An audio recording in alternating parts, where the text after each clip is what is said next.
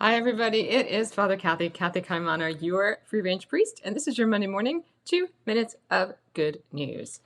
Now, yesterday in the Gospel of Luke, we read about Jesus talking about money, which he does all the time, and I think sometimes it makes us really uncomfortable and it's hard to sort out what Jesus has to say about money, but it is often the case that we end up feeling like money is bad or we should feel bad for having money, things like that. So he tells a parable, and he says at the end, he warns against people who store up wealth for themselves, but are not rich towards God. And again, at first, this feels like, don't keep a savings account, right? But I don't think that's what Jesus is saying at all.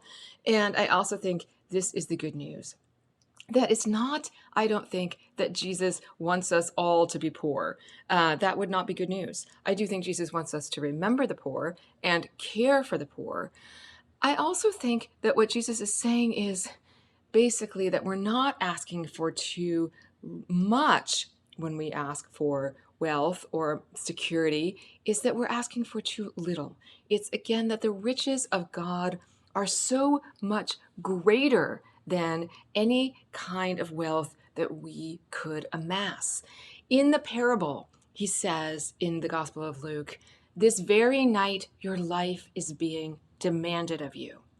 And we all know this. When things get really scary, when things get really tough, or when we are in a life or death situation, what matters to us?